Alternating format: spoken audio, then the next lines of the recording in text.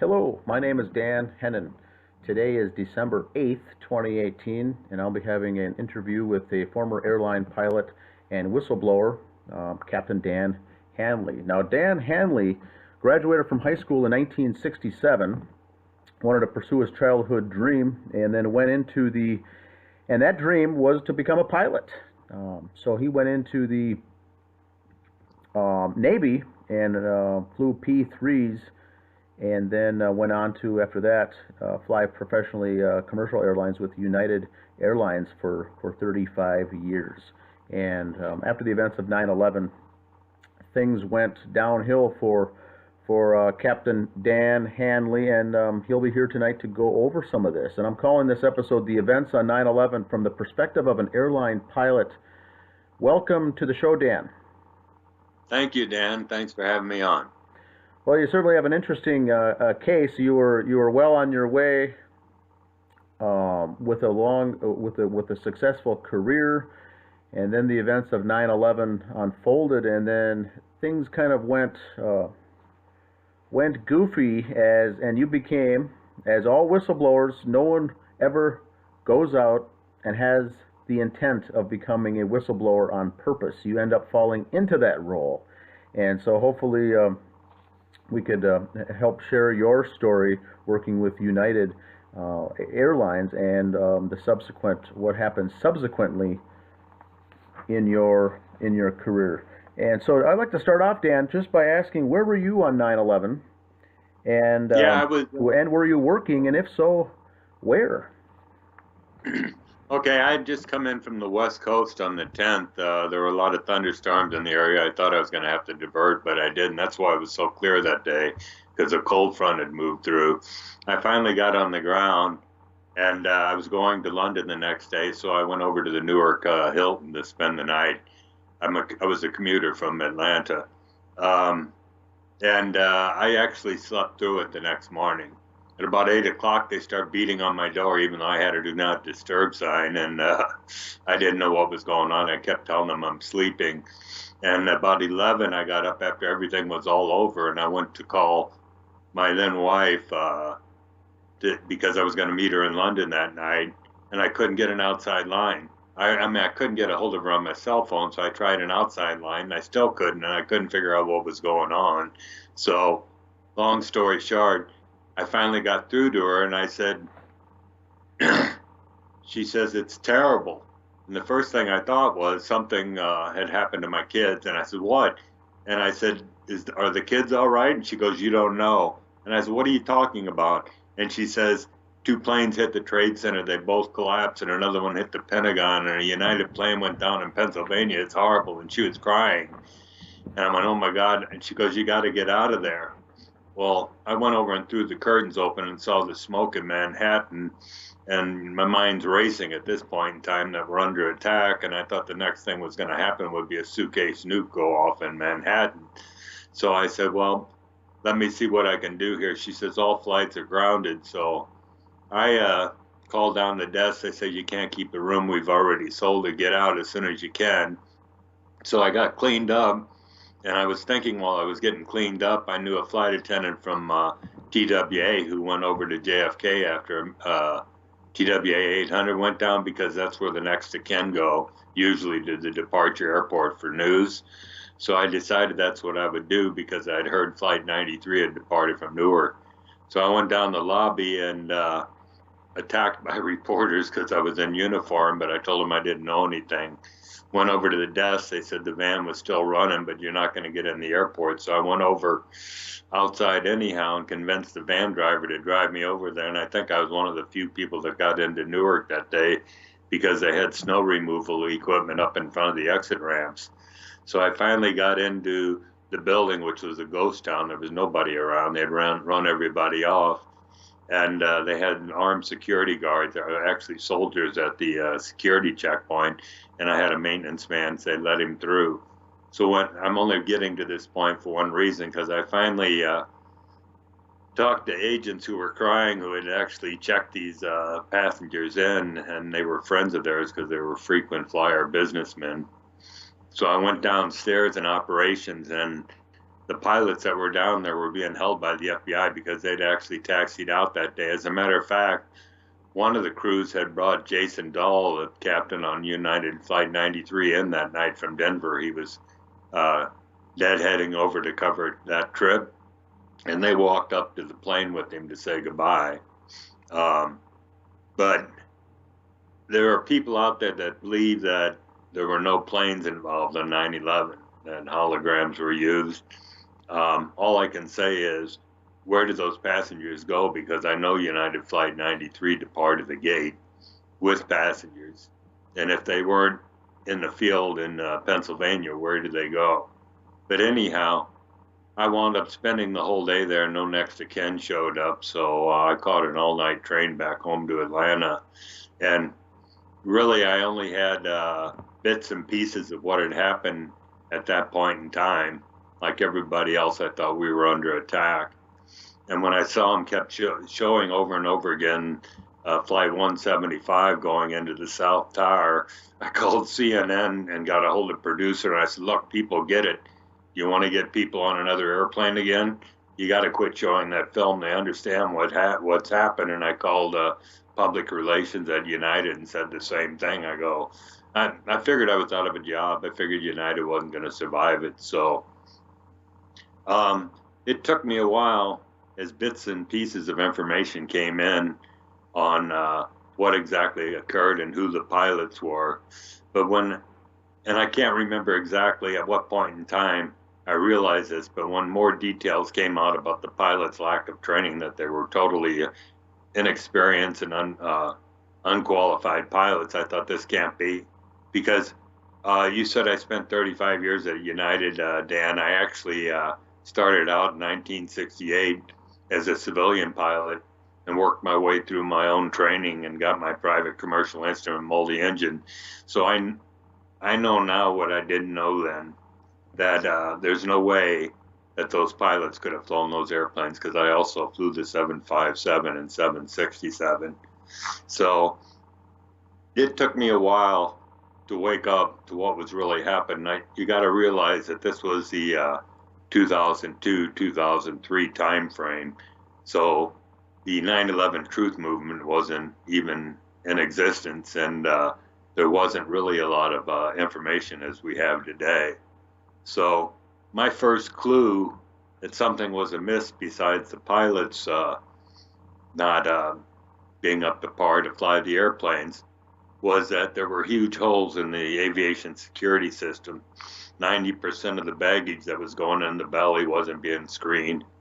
There was no positive bag match, which means that if on a domestic flight, if someone checked a bag and got off the flight, they didn't pull his bag. I still think that isn't out there. And when they introduced the Federal Air Marshal Program, there's 26,000 flights a day crossing the United States. That's commercial flights. There's actually 87,000 total flights is what they estimate. Well, there's only 4,000 federal air marshals. So to me, that program was just window dressing to appease the public, to give them the false impression that they were safe. So I saw Bush right after 9/11 make the speech between an American and a United 757 at O'Hare. And he was encouraging people to go to Disney World, go out shopping, that the system was safe. And I knew that wasn't true. And then, interestingly, right towards the end of that speech, it didn't stick at the time, but it does now. He said, and we're developing a system whereby air traffic controllers can remotely take control of jets in flight and land them safely in the event of a hijack. Well, that technology was developed in the early 90s, and I can talk about it later. But I initially, because I had flight attendants and pilots that were afraid on the airplane, because there was nothing set up, nothing after 9/11. The security screening was the same. There was no protection for passengers on board. So I had flight attendants and pilots who were really afraid. Pilots were taking suitcases and stacking them up in front of the door, which is illegal because that's an emergency exit. I had flight attendants crying because when I flew out of Newark, they were friends of the flight attendants that crashed on Flight 93. They were scared to death. So initially, as I saw problems in the security system, I would have face-to-face conversations with my chief pilot and other pilots on layovers. And I start sending emails in and making phone calls. And I kept everything as a correspondence trail. Well, there's a internal federal report called a captain's report. It only goes to the company management. And I start pointing out these things, but I wasn't getting a response back. So I was complaining to my chief pilot and my union officials that something's wrong here. They're ignoring things. I know there's problems out there, and I didn't consider myself a whistleblower at this time. I was just playing captain and doing what I was supposed to because these reports were federally mandated. So my union boss in New York said to me, "Watch it, Dan. These guys are nasty. If you take it to the next level, you're going to get hurt." And I said, "What are you talking about? I'm not doing anything wrong. Who are those guys?" He said, "I can't tell you." Well, I told him, "Look, if I have to get you on a witness stand sometime in the future, you're going to tell me who these people are that are browbeating the union to prevent you from representing me." And then I got this call from a pilot manager in Chicago. And he says, "Dan, come on, just go along with the program. The company managers think you're a big mouth, loose cannon whistleblower, and they just want you to go away." So this went on for many months, where I saw that the communication system had broken down, and there were other instances. I won't even get into them because there were a lot of them. But I finally decided I was going to write a letter to the CEO of the company, Glenn Tilton. United was in the midst of post 9/11 bankruptcy, which American wasn't, and I felt that the pressures being exerted on the union by the bankruptcy was preventing them from representing me. I also, based on what my union boss in New York was telling me, thought that maybe RICO laws were being violated. That's racketeering, influence, and corrupt organizations. So I called my union boss in New York and said, "Mark, I'm going to send a letter into the CEO because this has gone on long enough. I see problems here that shouldn't be there. I feel like people are being lied to." And he says, "Please don't send it in. Send it to me via email and I'll forward it to the lawyers in in Chicago, which is United's headquarters." So I said, "Okay, but I'm not going to sit on it." So I sent him the letter and waited about a week. And I called him and I was getting ready to go to London, and I called him and I said, "Mark, I'm not going to sit on this anymore. If it's not resolved by the time I get back, I'm sending the letter in." He's, "Okay, I'll have the union lawyer call you." So I'm sitting over in the food court at JFK, and I get a call with a whole bunch of people around me, and I'm on a speakerphone with the chief lawyer for the Airline Pilots Association at United and the grievance committee chairman. And I said to them, "Did you read my letter?" They said, "Yes." I said, "Do you agree with the contents?" They said, "Yes." I said, "Does in any way it violate company regulations, the ALPA Code of Ethics, Federal Aviation Regulations, or otherwise?" And they said, "No." I said, "Okay, do you agree that I should send the letter in?" And they said, "No." I said, "Wait a minute, you just told me you agreed with what I was saying." And the grievance committee chairman, and I'll quote it, he says, "Go ahead and send that letter in if you never want to fly another United Airlines airplane again in your life." And I said, "What are they going to do to you?" He says, "They'll find some way of professionally, medically, psychologically, or otherwise ground you for life." And I said, "Well, let me think about it." So let me back up 6 months. I knew that this process occurred at United because I'd been there 25 years and I'd seen other pilots' careers run by being pulled off the line and having this happen to them. So I actually went to the best psychiatrist and psychologist in Atlanta I could find. And I said, "Here's where I am with United. Here's what I think they're going to try to do to me.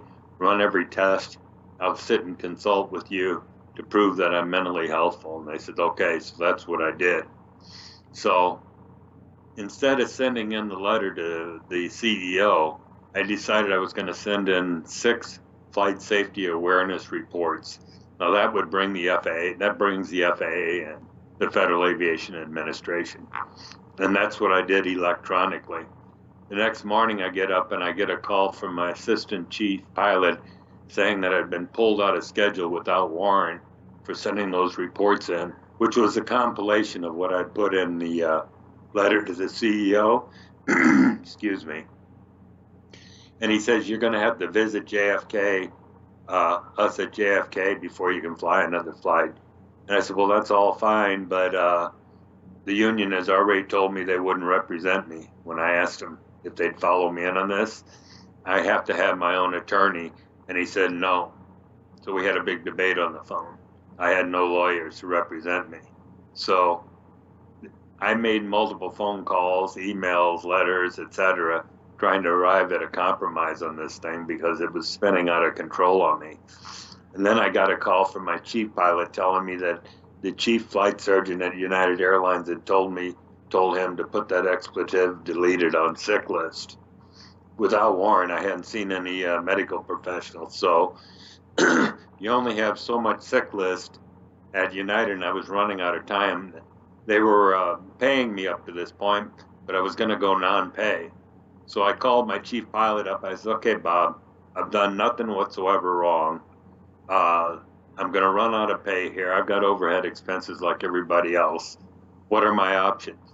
And he said, okay, Dan, we've got the employee assistance program that is validated by the FAA company and the union. Well, the emergency employee assistance program, is a program designed for an employee that might have a drinking problem, a drug problem, financial problems, going through a divorce or something similar to that, which none applied to me. And I thought, okay, this is how they're going to run me through the system. So I said, okay, fine. He says, all you have to do is agree to do everything the company or the union asks for of you if you want to keep your pay coming in. So I said, okay, fine. And they said, we'll give you a first class ticket up to Chicago. You just have to go over and visit Dr. McGovern, the flight surgeon there, and we'll go from there. So I got into Chicago, went over and saw this doctor, and I had 2 other pilots in the room with me, along with the woman that ran the EAP program, and we talked for a while. And I'm trying to explain to the surgeon how it is I wound up in his office, and he said, "Listen, would you be willing to go over and visit one of our psychiatrists?" And I said, "Sure, that's no problem. I know I'm mentally healthful." So the 2 pilots drove me over to the Alexian Brothers Behavioral Health Hospital. I thought I was going to an office. And on the way over, I explained to them, here's where I am, here's what happened, and here's what they're trying to do to me, and I'm not going to let it happen. So I finally met that afternoon, late that afternoon. There was this Catholic nun. She was a psychologist, not a psychiatrist. And here I am sitting here trying to explain her the complexities of aviation safety and security reporting systems and how I wound up in her office. And I saw I was getting nowhere. And finally she said to me, well, it's late in the day. Here comes my mistake. She says, it's late in the day. We can make arrangements for you to stay here and meet with a psychiatrist first thing in the morning, and you'll be on your way. So I was tired, and I went, yeah, sure, that's okay. I didn't feel like going out and getting a hotel room.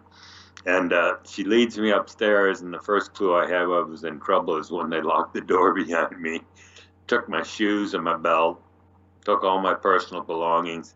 I thought I was going to get a private room. They put me in a room with a guy that was paranoid psychotic, who snored real loud. On a rock-hard bed I slept. Well, they took me down the hall, and I had to stand in line. They said, we want you to take something to help you sleep for the night. I said, no, I don't need it. They said, no, we insist. I said, okay, go along with their program. I took these 2 pills, went back to my room, and about 4 o'clock in the morning, they found me unconscious on the floor of my room with a big bump on my head and my blood pressure 60/40. I was surrounded by nurses and doctors. I don't know what the pill was they gave me, but they sent me the next morning for a physical real quick to protect themselves. Then I was humiliated into having to attend group therapy sessions with some very sick people, which I had nothing to offer. I just sat there, and I had to have my meals with them too. So this went on.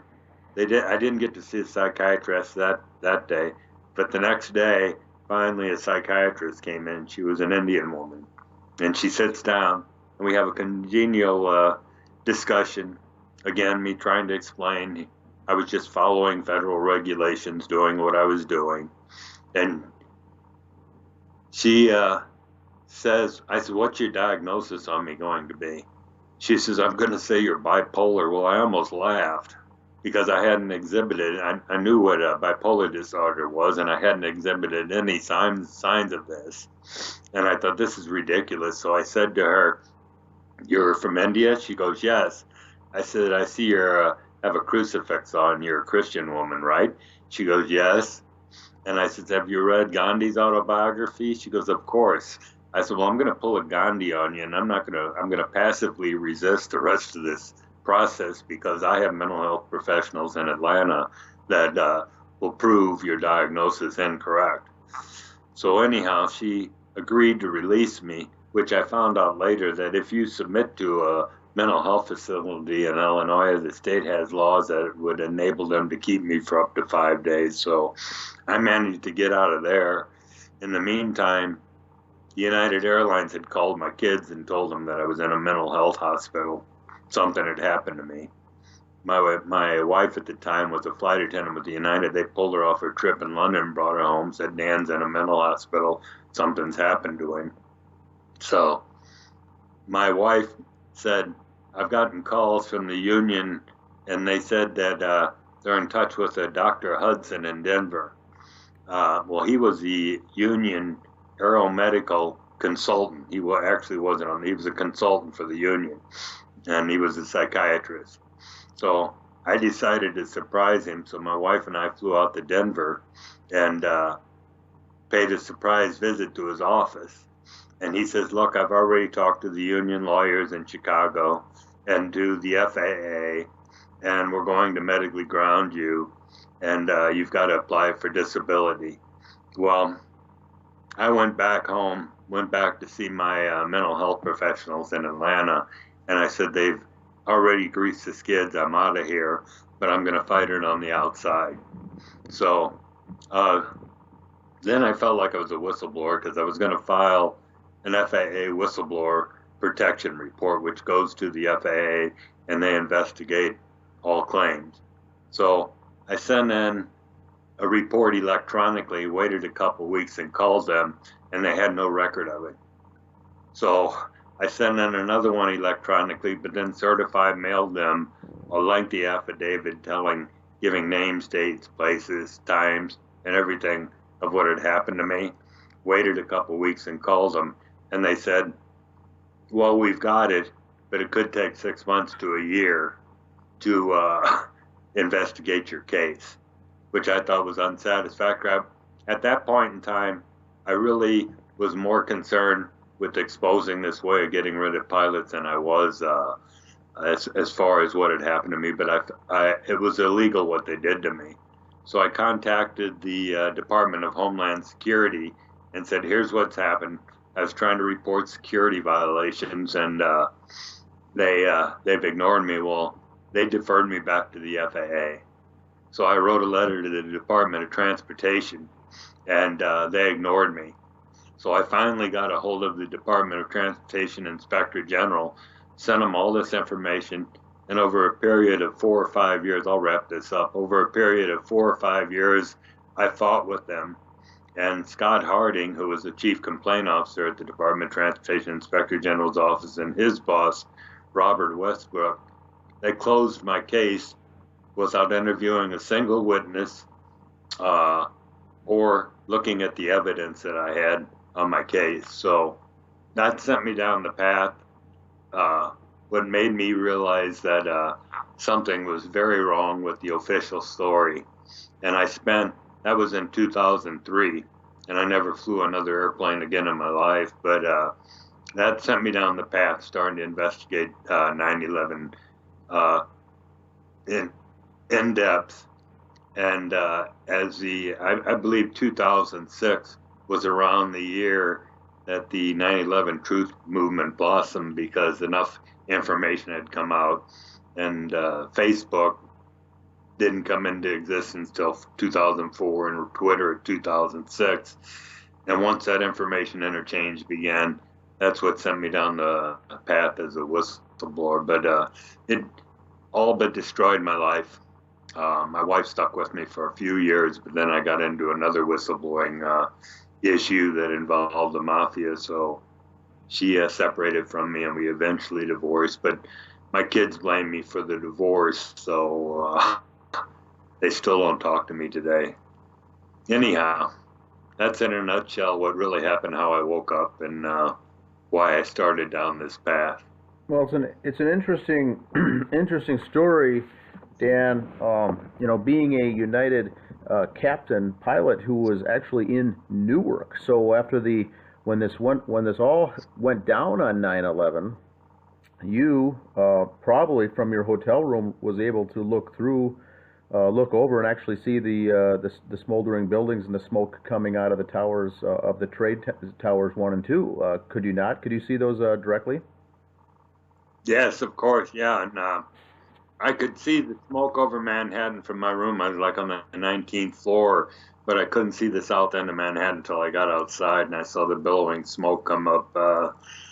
So it was pretty shocking. And I think to see. just even to see for us just regular public folks seeing it on TV, seeing it on the news, seeing it on television had a great impact on all of us. But I think for those who saw it live, it really took it to the next level. Seeing that type of destruction is something that you'll never forget. Right. And then when did you? So you started. Then you found out that planes crashed in to the towers. And then how did you react when you found out of the 4 plane crashes that day? That 2 actually were United Airplanes. I mean, these were your coworkers. And this is part of your company that you work for, part of your for your career. And so, did you know any of the pilots or the flight attendants or the staff on these other flights that were essentially your coworkers? Because I flew a lot out of Newark, I may have flown with some of the flight attendants, but there's so many. There's normally like 12 to 15 flight attendants on a 777 that I was flying at the time. Really didn't get to know a lot of them personally, but I only knew of the names Jason Dahl on Flight 93 and Ben Saraceni on Flight 175, but I never really met him personally. But it was just an aside thought that I had that day that I was unemployed, that United wasn't going to recover from this, and I was really worried people were never going to get on air. I mean, people would be reluctant to get on airplanes. Yeah, and it's very very interesting because as this all transpired, you wait then around 2003, 2 years later, and then start bringing forward some issues of safety and security of the airlines, which is, correct me if I'm wrong, that's also part of the job of being an airline pilot, being a captain actually, is to make recommendations to the company for better ways to improve the process, not just simply to fly the plane, but it's up to you to also make recommendation. And so that's what you were simply doing back in 2003 with some of these suggestions that you had brought forward. It actually started in 2002. What really, when seeing how much they were using 9/11 for so many reasons, including the invasion of Afghanistan, United Airlines, unlike American Airlines, went into bankruptcy. And it wasn't until April 2003 when Bush, Cheney, and Rumsfeld were bragging about their shock and awe campaign in Iraq, and I knew that they were lying through their teeth about why we were going in there, coupled with the fact that same month that United announced they were going to terminate our $10 billion pension at United, that I said, and they were using 9/11 to do it, that I said, okay, I've sat here quiet long enough. I'm going to start speaking out. And the tragedy for a whistleblower, it's a pretty lonely experience. But when you think you're stepping forward, protected by laws and regulations, and you've got institutions that are supposed to support you, and you speak out and they're gone, it's a pretty lonely feeling. And the other thing, when you have something that happens like happened to me, it sends a chilling signal to other would-be whistleblowers, because words get around, hey, look, Hanley lost his job, and they're hesitant to talk out. Yeah, a sad statistic. Yeah, go ahead. I said a sad statistic I found out late in the game. I was working with two Washington, D.C. based groups, the Government Accountability Project and the National Whistleblower Center, which are the largest whistleblower advocacy groups in the world. And they told me that as a federal whistleblower, you stand less than a 2% chance of winning your case. Less than 2%. Wow. The laws you think that you have to protect you as a whistleblower aren't worth the paper they're written on. And is that, do you feel that that's also a form of window dressing, just making people, it's a kind of a feel-good feeling about it, but they don't ultimately work anyway? Well, my warning, because I've dealt with a lot of whistleblowers over the last 15 years, and I've heard their stories, and my warning to people is, if you're going to speak out on something, you better be prepared, because a ton of bricks will fall on your head and they'll crush your head like a grape. Let me just point out one other. Have you ever heard of Russell Tice? No. Okay. Everyone knows about Edward Snowden, the NSA whistleblower that escaped to Russia with super sensitive information that exposed illegal wiretaps. Yes. Well, before him, there was a gentleman, a 20-year intelligence service named Russell Tice. He was first in the Air Force, then he went to work in a couple of intelligence agencies and wound up in NSA. Well, long before Snowden did what he did, Russell Tice leaked that information to the New York Times, and NSA found out about it, and he rushed before Congress to testify, but he didn't have documents because it was so sensitive he couldn't reveal the details of what the NSA was doing. Well, NSA pulls him back and makes him go see a psychiatrist who diagnosed him as being paranoid. And in retaliation, the NSA removes this career intelligence officer to a job running the motor pool for NSA for 8 months before they pulled his security clearance and fired him. Now, I was contacted in about, I think it was 2007, by Dr. Janet Parker from Lawrence, Kansas. She has an organization called Medical Whistleblower, and she was the first one that explained the term to me, hostile work environment for psychiatric examination. And it turns out her group, which is global, reports fraud, waste, and abuse in the medical field. And she had Russell Tice on the program before. I brought on other pilots that this has happened before. This is Joe Stalin's tactics back in Soviet Russia. He used to use the tactics of declaring people mentally insane that were political dissidents. And it's going on in America today, and it's going on in a big time, not just in the aviation field. Wow. Yeah, it's interesting because for whistleblowers, it's you're dealing with the repercussions are twofold. Number one, they will discredit you, like in your case, say that you're mentally unstable, you suffer from bipolar, you have issues with psychological and psychiatric issues, and then the other thing is that they use you then as an example for others not to come forward because they can say, look what happened to this guy. So it's very it's very effective. It's an effective way to shut down these people trying to come forward because what during your talk, one thing that uh, stuck out for me was the fact that you took this information to your superior, and I think, and that person's superior was it one or two levels up, and they even agreed with you and says, yes, I agree with everything you're saying, but once you cross that line of actually turning it in to the higher ups,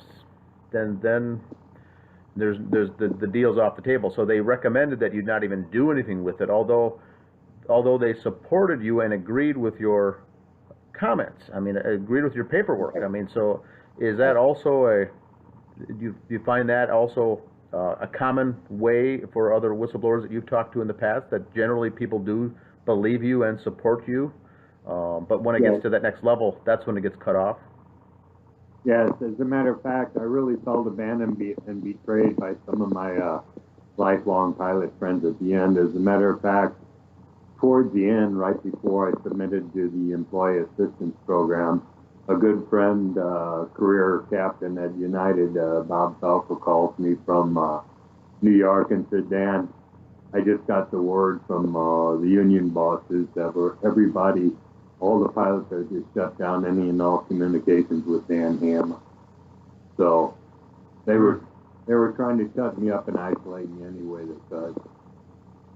I was bewildered by the whole process, even though I knew it had happened to others in the past. But I had gotten the attention of the top levels of United Airlines.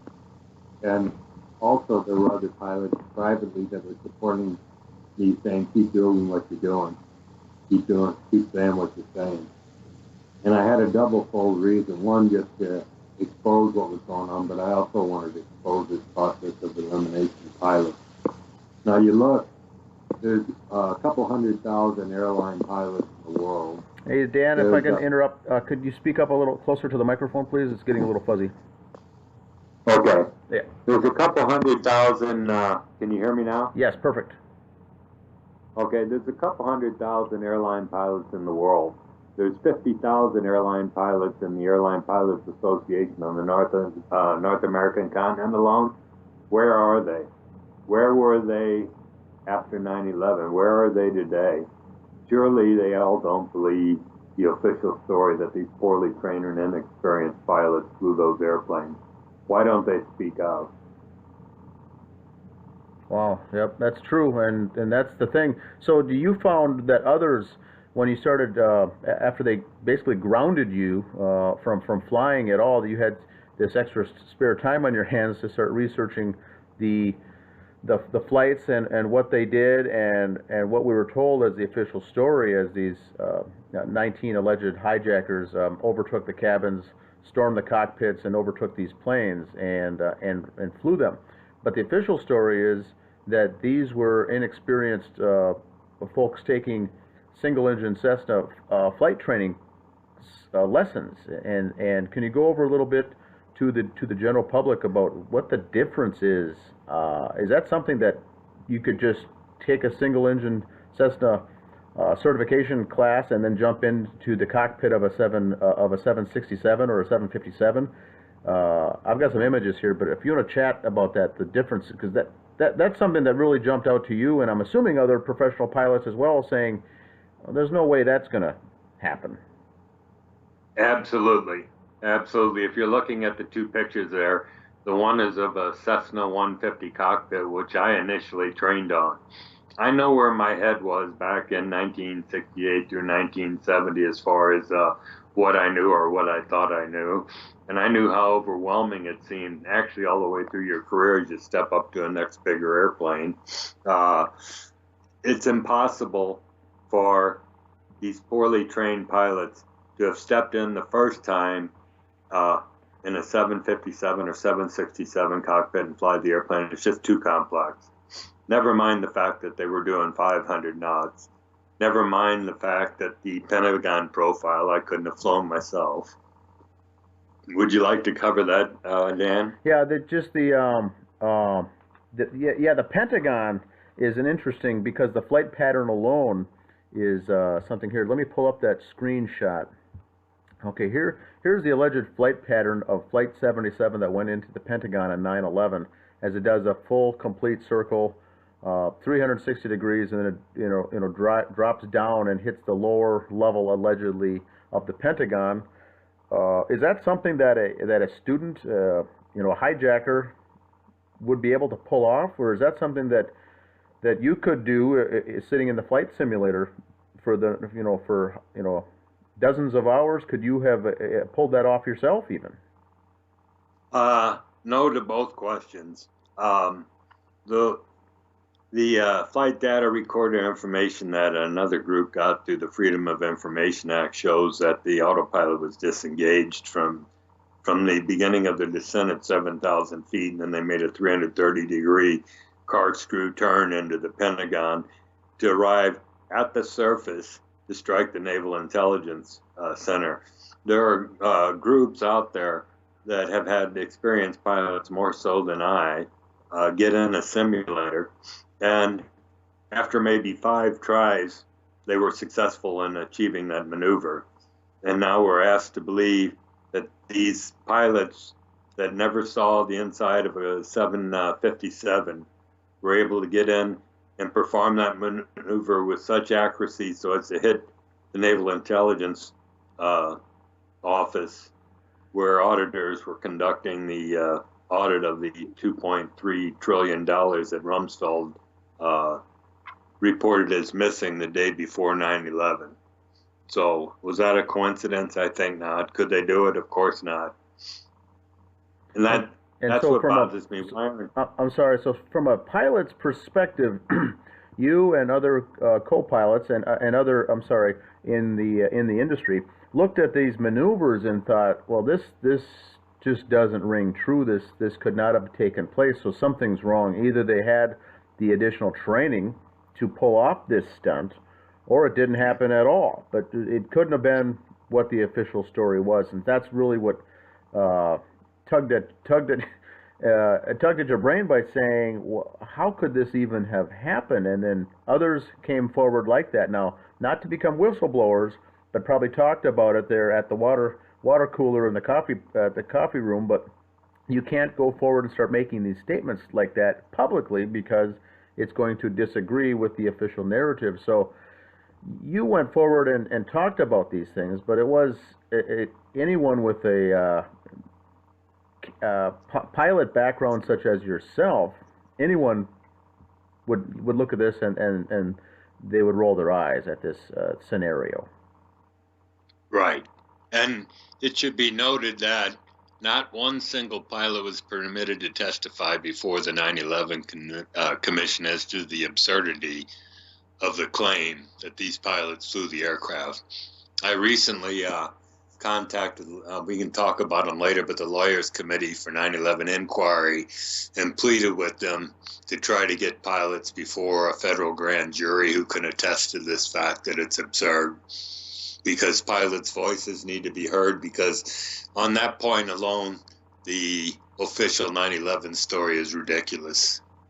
Yeah, and so regardless of what happened in Shanksville, Pennsylvania, regardless of how the planes were seemingly taken over and crashed into the towers in Manhattan, it's the Pentagon scenario that is the red herring for folks with a piloting background, because there's no way that even would have taken place. Now, I'm not sure if you were familiar with the late Captain Philip Marshall, who also was employed with United Airlines on 9/11. Yes.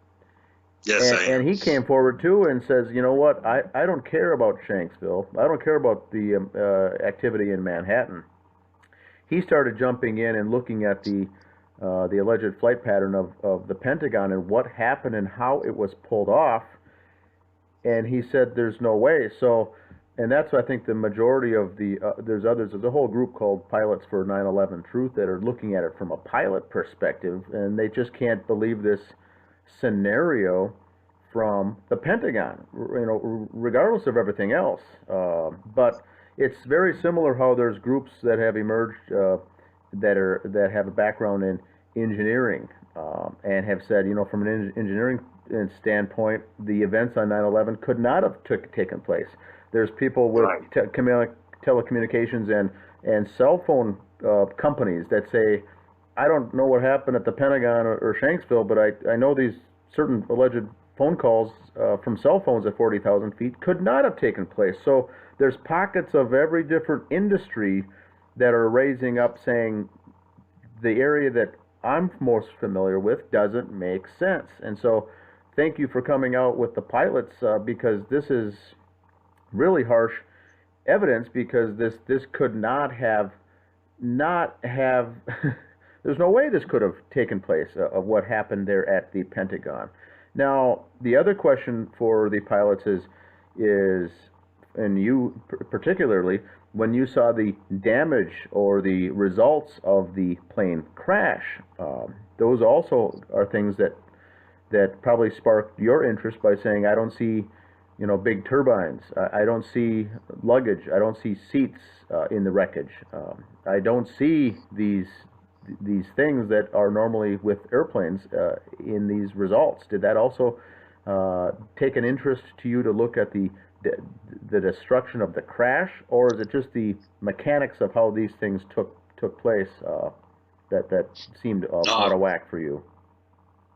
Of course, all those things, absent, didn't make any sense to me. And the fact there's no aircraft skid marks on the ground prior to impact, saying that the airplane was at ground level and impacted the Naval Intelligence Center.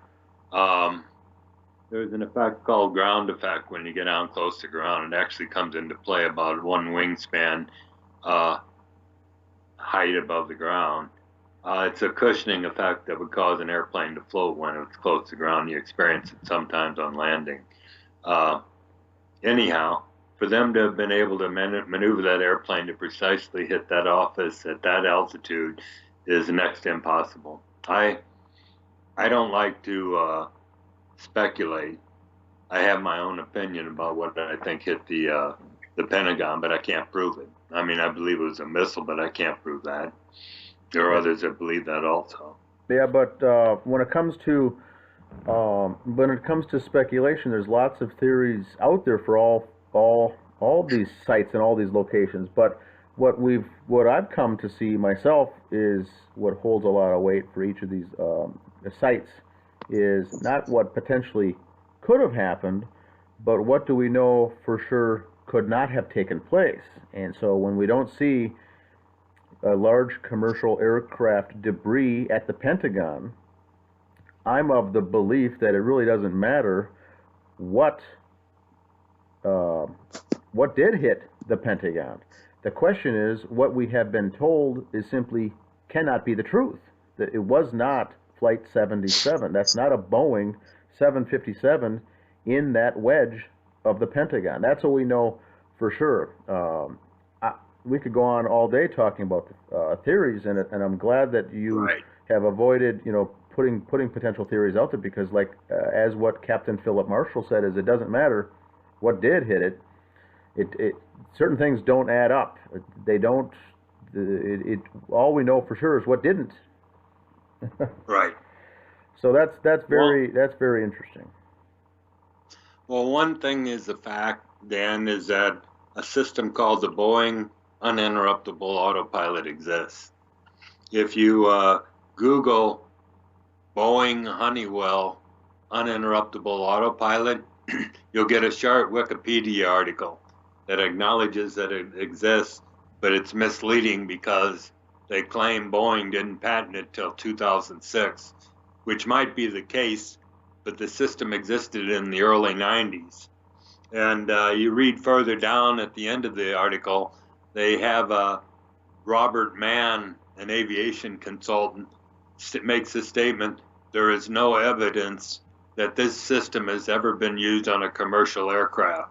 Well, the fact that it exists, and let me explain to people who don't know what it is, it's part of a system called the Flight Termination System. And what it does is it electronically hijacks the aircraft.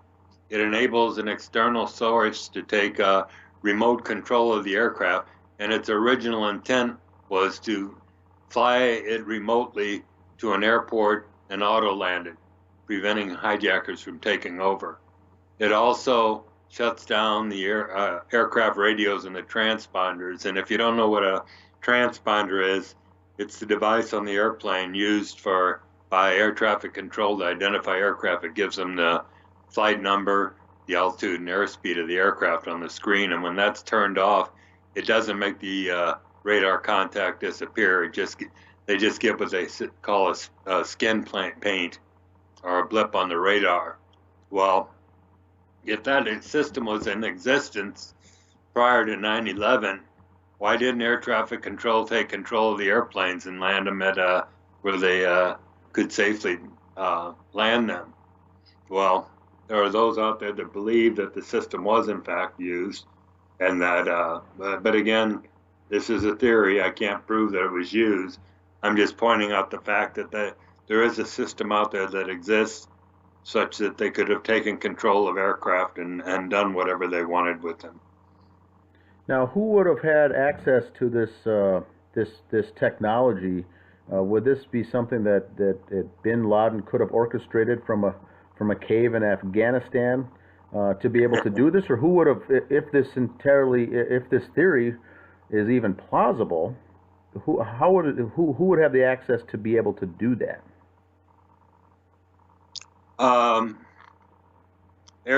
Supposedly air traffic control. I don't know exactly who could control the aircraft, Dan.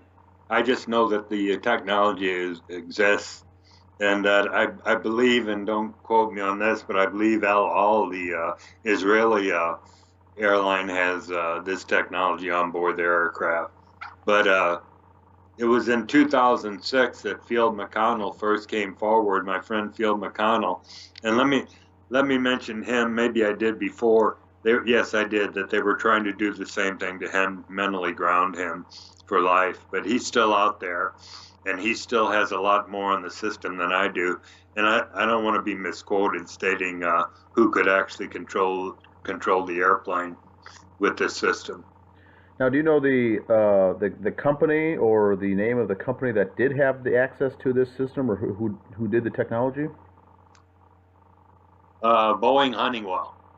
And then what was the name of the was it Flight Termination System or SP? Was it who was behind that company? Okay. That had that. What was it? There's a name that relates also to 9/11 that has come up. Are you familiar with that? Yes, I just did a program with another gent 2 days ago talking about Dov Zakheim. Oh, yes. Dovzakheim.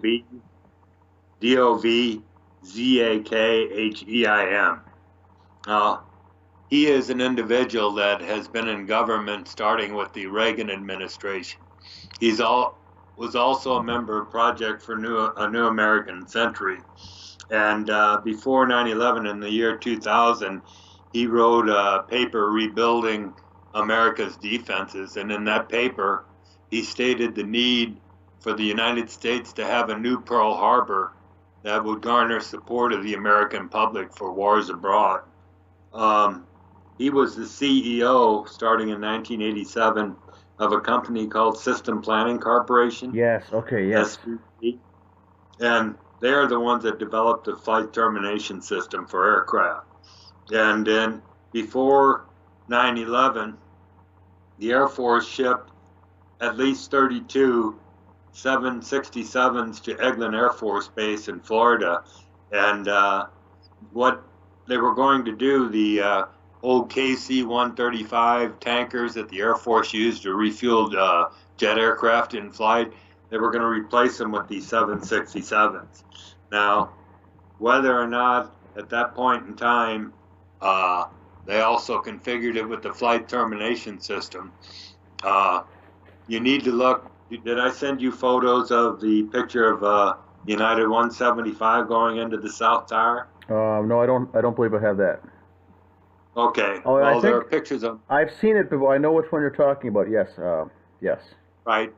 There's a pod on the bottom of the airplane that resembles the flight termination system. It was taken and photographed by CNN and 3 other individuals. That pod is not on a 767. The 767 underbelly is clean, with the exception of a few probes sticking out. So you tell me what kind of plane that was that hit the building.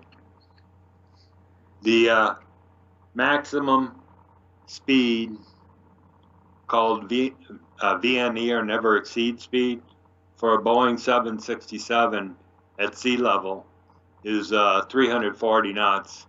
And those aircraft, both the North Tower and the South Tower targets, were doing 500 knots, which is 140 knots in excess of their speed.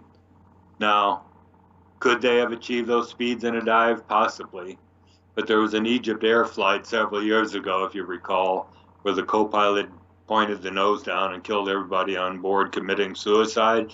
It was doing Mach 99, and that was at altitude, and the airplane came apart. So the question arises, bad things start to happen in an airplane once they exceed their VNE speed. And what were those two airplanes that hit the tower? Were they empty airplanes? Were they remotely controlled by the system? I don't know, but I do know that based on the photographs, unless they were doctored by 3 different people, there was something on the bottom of that airplane.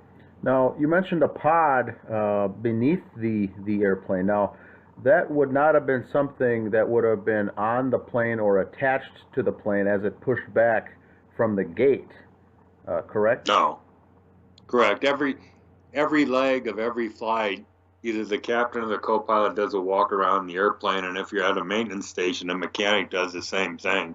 And it would have been very obvious to both. I mean, if I'd been doing a walk around an airplane and saw, the first time I was out there, saw this pod sticking out, I'd immediately go into maintenance control and say, what in the heck is that thing? So, yeah, it was on the airplane, and it would have been noticed. So, your guess is good as mine, but it wasn't United 175. We don't have. And so once again, we don't know what impacted the tower, but what we do know for sure is what didn't impact the tower. There's no way the Boeing 757, is that what it was, that for the impact on the twin towers, 757 or 767? 767. Okay, but neither one would have had anything on the underbelly like that as far as a pod that would have been a commercial flight that would have taken off from a tarmac with civilians on the plane. It wouldn't have been. So the question now comes into what type of plane did impact the tower that did have the pod underneath. And so that gets into the theory is were those planes swapped out? Were those planes switched? Was it potentially empty drones being flown remotely into those towers? Like you said with the Pentagon, is it didn't hit just any section or wedge of the Pentagon. It hit the Office of Naval Intelligence, where the auditors were working, a staff of 50, looking for the $2.3 trillion that were missing that Donald Rumsfeld announced the day before. So it seemed to have impacted a certain wedge to take out those people and the evidence along with it. And so it almost seems like whatever hit the Pentagon was either planted there or a homing device or something.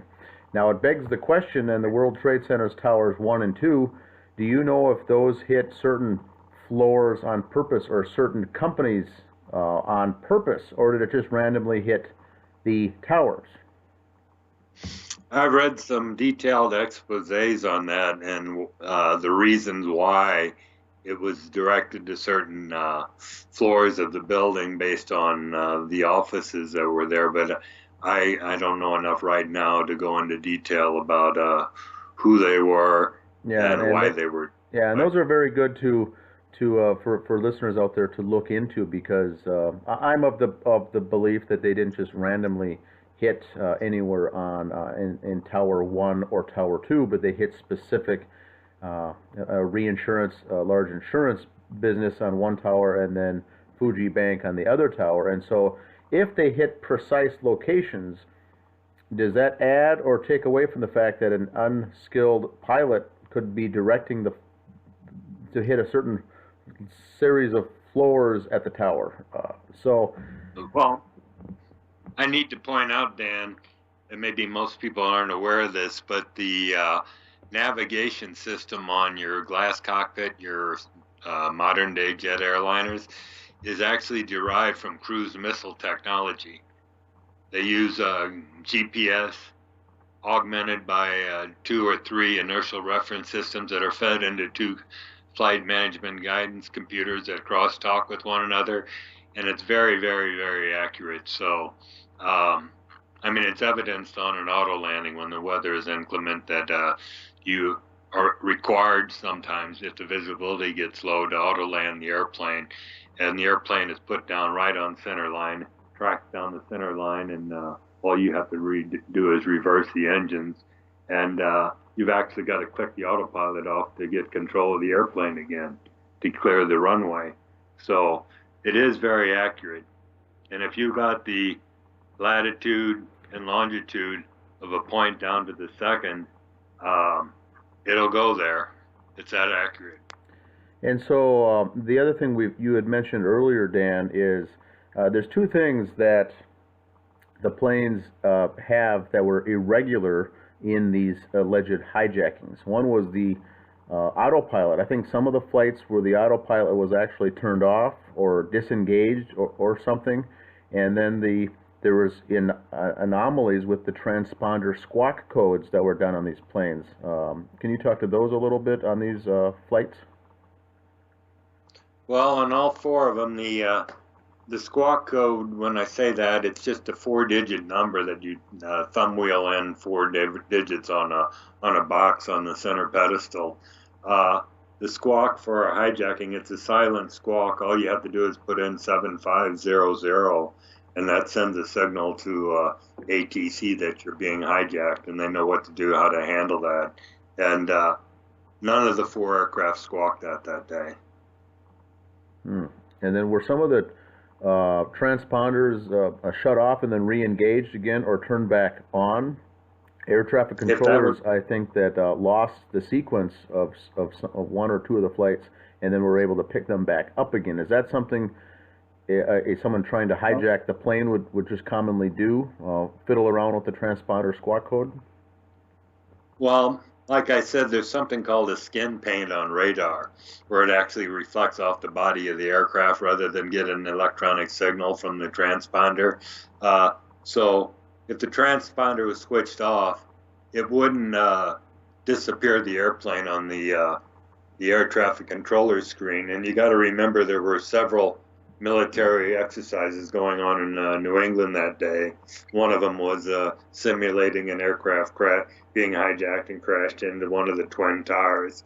So there was a lot of confusion up there and a lot of fake radar blips being injected onto the screen while these exercises were going on. Now, are you familiar with Rebecca Roth's books? Yes, the methodical deception or methodical illusion. Right, and the final conclusion. I haven't read any of the books, just excerpts from it, and I watched her YouTube videos. And she didn't write those books alone. When she started to write them, she had pilots, air traffic controllers, mechanics, engineers, FBI, CIA people come pouring in with information for her to dump in those books. And based on what I've read, they're full of information. I'm not plugging her books. I don't get kickbacks for saying this, but she is of the opinion that using the flight termination system, the Boeing uninterruptible autopilot, that the 4 aircraft were hijacked, and there was an aircraft swap over Stewart Air Force Base, and the 4 aircraft with passengers were taken to Westover, taxied into a big hangar, forced to make phone calls, and were terminated. Now, I can't prove any of that. That's her theory. Yeah. Now, Phil McConnell, the pilot that introduced me to the Boeing uninterruptible autopilot, which I know exists, he believes that they were remotely controlled out over the Atlantic and terminated that way. But both of those are theories again. But you have to ask, where are the passengers? What Yep. happened to the passengers? If they weren't on the planes that hit the Twin Towers, where were they? Yep, and that's the $60,000 question, as far as these things, as far as all of these anomalies. And what was your thought then when, after 9/11 happened, the flights were shut down? It was a no-fly zone essentially all through the entire country. There was no flying at all. Everything was shut down. But then there was a handful of flights that were allowed to take members of the Saudi royal family that were allowed to take off. I think from Lexington, Kentucky, San Francisco, Los Angeles, Las Vegas. A number of flights took off, carrying members of the Bin Laden family and the Saudi royal family out of the country. Is that a common? Was that common practice, or was that odd anomaly for you? I think it was a big anomaly. I think it tells a lot. I mean, I was on another program with a guy named Scott Barrett, and he went into a lot of detail about Dov Zakheim and his relationships. I think he's a key character in all this too. Uh, I told you that for 5 years I petitioned every level and branch of government all the way up to president. I was receiving uh, personal letters from the deputy attorney general because I had written him because the FBI had stonewalled me on a number of other matters too. And I've concluded we've got a real serious problem in the country. The government, I'm probably preaching to the choir, but there's corrupt levels of corruption and people that have infiltrated levels of government that have prevented people from coming forward. Which brings up another point, Dan. The 9/11 Truth Movement. I got about 10,000 Facebook friends and 4,000 followers, and I belong to about 40 different 9/11 truth groups. And I hear all the truthers coming out with good facts, but so many of them coming out with theories, and they get into these arguments. But even those with the facts, where do you go with them? There's nowhere to go with them. I know a lot. Where do I go? The FBI? They're not talking to me. Your congressmen, senators? I tried that already. So, to me, the only act in town right now, the only legal act in town right now that has any traction is the Lawyers Committee for 9/11 Inquiry, coupled with people that are in the group with them, the architects and engineers for 9/11 Truth, Niels Harrod of the Scientists for 9/11 Truth that proved that there was nanothermite in the debris field, the substance used for controlled demolition, and William Rodriguez. I don't know if you're familiar with him. He's in there, and there's 118 firemen that have claimed that they heard explosions going off before the building collapsed. So I'm hopeful that this organization moves forward with their case before a federal grand jury. And my fear is that it will get quashed by the Department of Justice based on national security, which is the same reason that they're not releasing the 3 cameras from the Pentagon. And for people that don't know that, whatever struck the Pentagon, it was caught on camera by a camera in the DoubleTree Hotel there, on top of a gas station, and the Virginia Highway Patrol all captured it. And the FBI immediately confiscated that film footage and won't release it for national security reasons. Yep, it's true. The Pentagon alone had, I believe, 86 cameras that were in the vicinity that could have potentially captured what impacted, and all those video footage was confiscated. The originals confiscated. Nothing was given back, and all we see to this day is, I think it's 5 individual frames from something impacting the Pentagon. But as the most protected building probably on the planet, the Pentagon is, there would be all sorts of video surveillance of what actually happened. And so right there is where your antenna should be raised for the listeners out there, that something's not up when we just can't simply see what happened there. And you had said earlier, and this is a good point, Dan, the number of exercises and training exercises going on the morning of 9/11 in that same vicinity really did confuse the air traffic controllers, because not only did they have the actual planes in the vicinity, there was training exercises. I think it was Vigilant Guardian and some other training exercises that were going on. And then the confusion began with those radar injects, the blips. They were dealing with the Right. real blips on the radar, along with the fake ones, and that was not by, I don't think, by mistake. Those were injected in to cause the confusion, and that's why there was all this chaos on the morning of 9/11. And then the last question I was going to ask you, Dan, and maybe you get asked this a lot, or maybe not at all. Wasn't there speculation about that strange white plane above Manhattan or above Washington, D.C., flying around that day, and that turned out to be an E-4B or something? Can you talk to that as far as what type of plane that was and why it was in the vicinity? It's called the Doomsday Plane, and it's an airborne command post.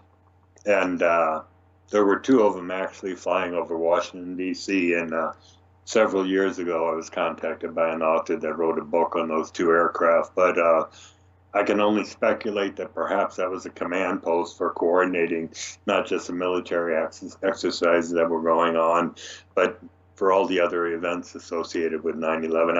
I really don't know much more than that, other than what type of airplanes they were, and they were the mystery planes, and they were shown on national news, but suddenly that disappeared too.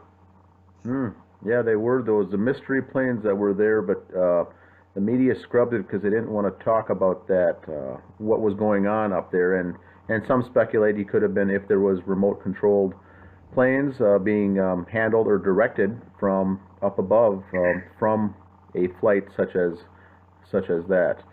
Um, Yeah. the other question I've got for you, Dan, is, I know this has impacted your life from a professional situation, the divorce from your wife, the children who no longer speak to you, and where are you sitting now? Where do you are you're not even in the country, correct? But you're since been remarried, correct? Yes, that's correct. I currently live in Islamabad, Pakistan. I've lived here for 9 years. I met my wife through a mutual friend in London. We started talking on the phone, then we got on Skype. I invited myself over here for her birthday in 2009, and we hit it off, and I kept coming back. And we both realized that long distance relationships don't work, and we fell in love.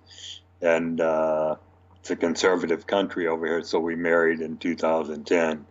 I've been living here for the 9 years, and the people have been very warm and friendly to me, in spite of what the U.S. has done to the country through forcing Pakistan to enter the so-called war on terror. And I've actually, on Facebook, I've had close contact with what's gone on over here, and it's killed 70,000 people, and they've spent over $120 billion on the war on terror. And the new Prime Minister, Imran Khan, who I highly respect, says that Pakistan will never be a hired gun for the United States again in any war, which is what they were. I'm on Facebook, Dan Hanley. I've got two accounts, and one of them's full. You can follow me if you want. But realizing what horrible things have happened to Pakistanis, Afghans, and Iraqis, I formed 3 Facebook groups. They're called Pakistanis for 9/11 Truth, Afghans for 9/11 Truth, and Iraqis for 9/11 Truth. And I really thought I had more people from those countries on my Facebook list, but my intent there was to try to help expose to these people what the truth was and how they've been lied to and how their countries have been devastated. I've also got a Dan Hanley page and a 9/11 whistleblower Captain Dan Hanley group that I put out information, and I'm on Twitter at Dan Hanley 4.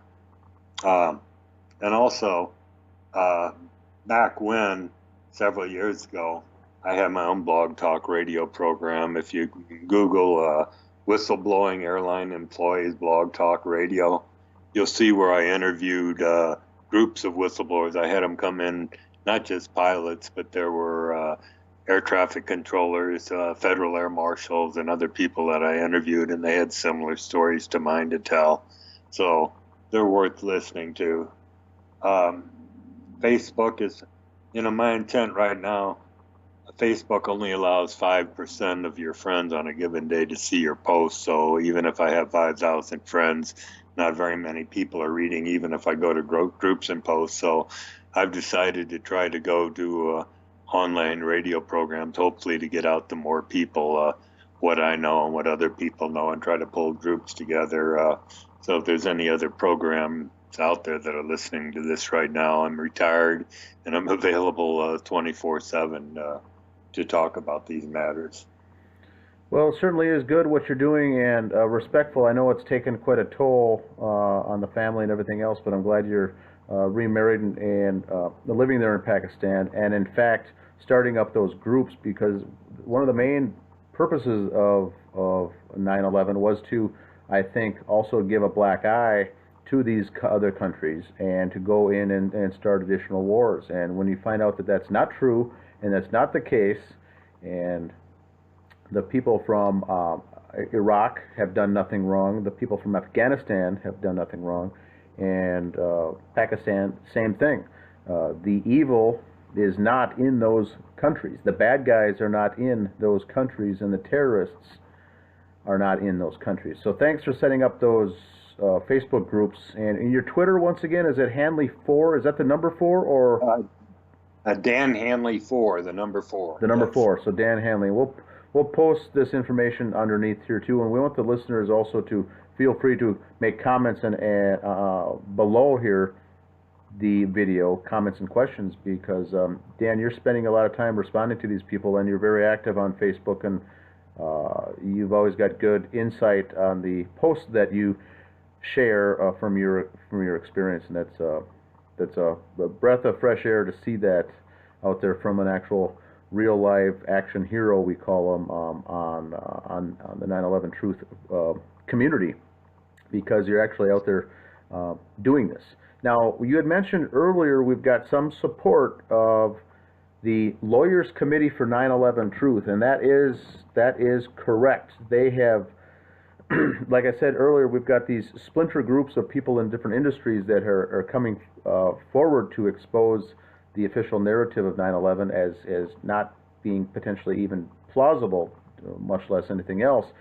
But no one has really no group has been able to do anything really with it. Now, this group of lawyers who are attorneys have pieced together the evidence, and like you mentioned earlier, actually there was this past April of 2018 that they presented to the Southern District of New York, to the federal, and to get the information out there.